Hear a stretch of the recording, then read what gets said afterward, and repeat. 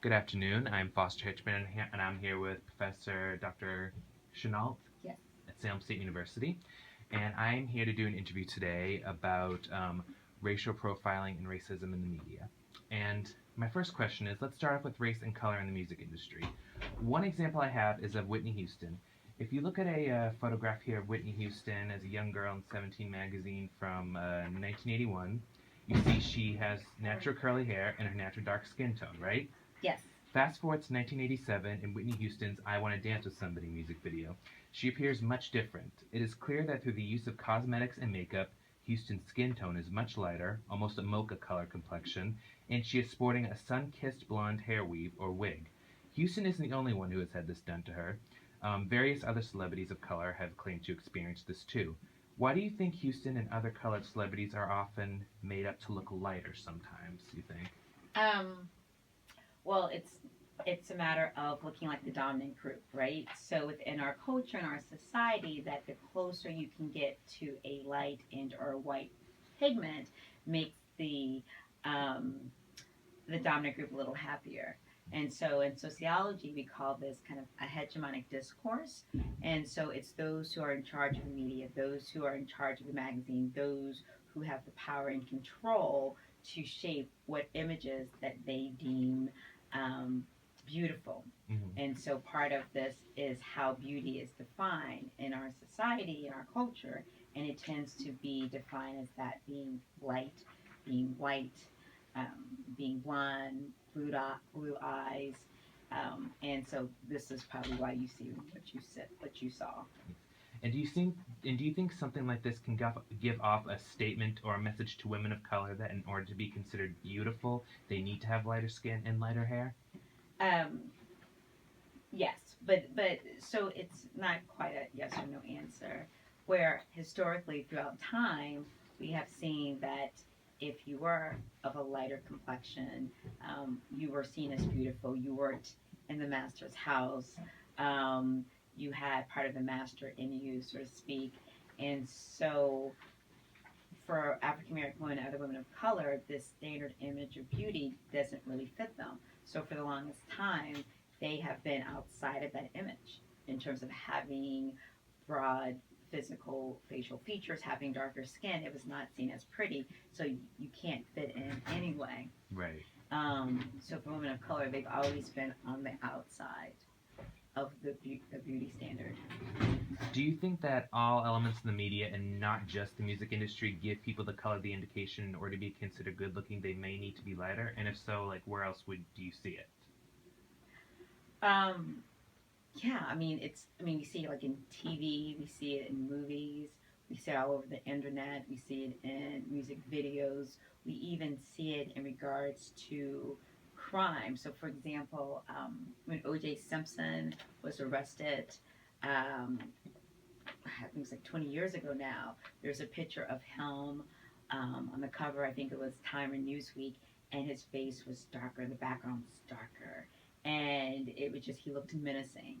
And so the same thing can be said that when we think about kind of skin color, that if we have women of color that are lighter, they seem nicer, more approachable because there's still a negative attitude associated with women of color and darkness. And so this is throughout. We see it in children's books. I mean, all aspects of multimedia. We see it. All right. And we often hear stories about women being insecure about the color of their skin or being too dark or something. We often don't hear too many stories about men having these insecurities. And do you notice that too? And if so, why do you think that is? Um, Again, kind of using my O.J. Simpson reference, there is something within the black community as to the darker black man compared to the lighter black man, and so that may come off when it comes to maybe dating and mating practices, how that works, how that gets navigated. It may be a difference in regards to kind of social space. So maybe if African American man is light skinned, he's not again seen as threatening. It's more welcoming than let's say African American man that was of a darker skin tone. Mm-hmm. So they may not deal with it on the interpersonal level, but on a societal level, how society sees who's dark, who's like the skin color, and then how those intersect with issues of gender as well. All right. Now, let's get to another topic, racial profiling. I think racial profiling can be seen a lot towards the Native American culture sometimes. One example of this I can show you is on the show America's Next Top Model. They, in season 18, the show had its first Native American contestant, who was 20-year-old Mariah Watchman. The first photo shoot of the season had a culture clash kind of theme in which the contestants, consisting of American and British cultures, were paired up and modeled as famous icons from their culture. Watchman was assigned to portray Pocahontas. In the photo shoot, as you can see, she was dressed in a fake buckskin, plain style beads and designs, braids in her hair, and a tomahawk. The real Pocahontas looked nothing like the way Right. Watchman was fashioned. Correct. The real Pocahontas had tattoos on her skin, and she was often topless and wore breechcloths. While the photo shoot on Top Model was obviously historically inaccurate, do you think with the way the Watchman was styled, do you think that was considered racial profiling or a form of racism, you think? Well, I would definitely call it a form of racism. I wouldn't say it was racial profiling, but it's still that derogatory image of how people see Native Americans. And you're right. Pocahontas, that's really not the proper pronunciation of her name, but she was a 15-year-old girl, and she was raped, and she was kidnapped, and she died a tragic death. But Disney doesn't want people to know that story, and therefore the dominant culture, dominant masses, has this idea of Pocahontas looking this way, and it's completely wrong.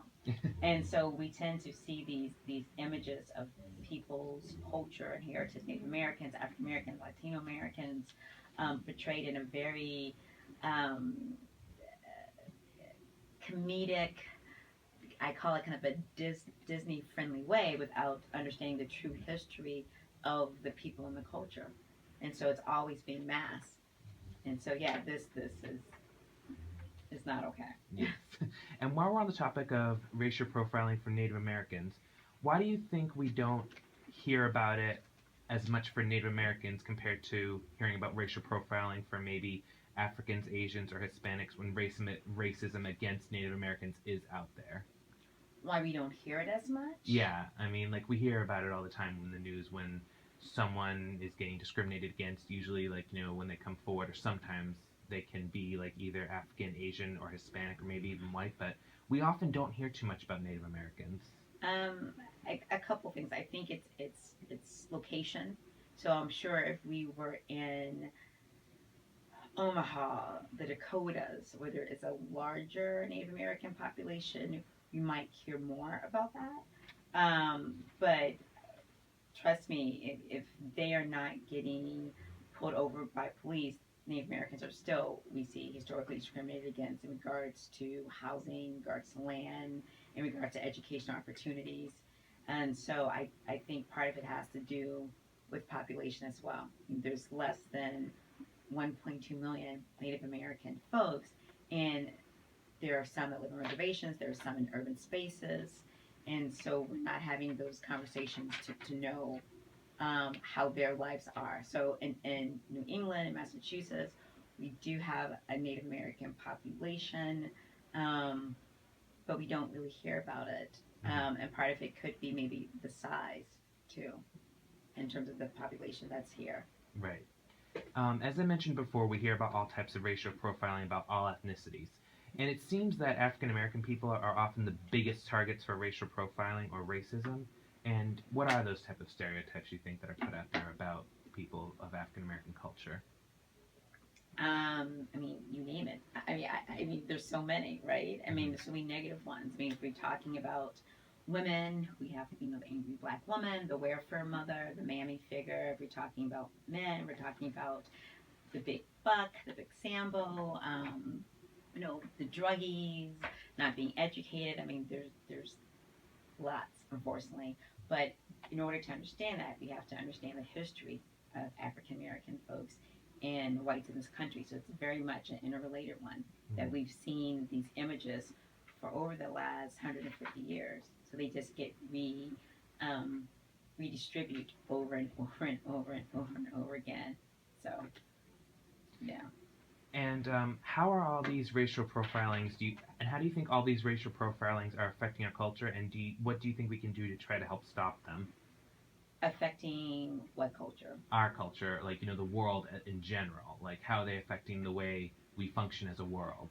Oh, I mean, definitely in a negative way. I mean, it has impacts on people getting jobs, people getting housing, people getting health care, um, people going to school. So those stereotypes impact who is kind of controlling the gateway to those resources. And so there's a reason why to this day we still see this disproportionate amount of African Americans and other racial minorities that don't have equal access to, again, housing, education, um, you know, community space. So those things have real life consequences. So people's life chances and life experiences are deeply impacted by those stereotypes to this day. And what do you think we could do to help try and stop these racial stereotypes? Do you think the world will ever be free from this at some point? No. I think unless we see um, the majority of non white folks in positions of power, then maybe we can start to see those changes. But until the people that are controlling those images, controlling access to those resources, change in a real significant way, it's going to be hard to see any change happen. Okay, So well, people are always fighting against it, trust me. But it's to see we're talking about a transformation in society that's going to take a lot. well, thank you so much for your time. I appreciate it, and thank you for helping me out. You're welcome.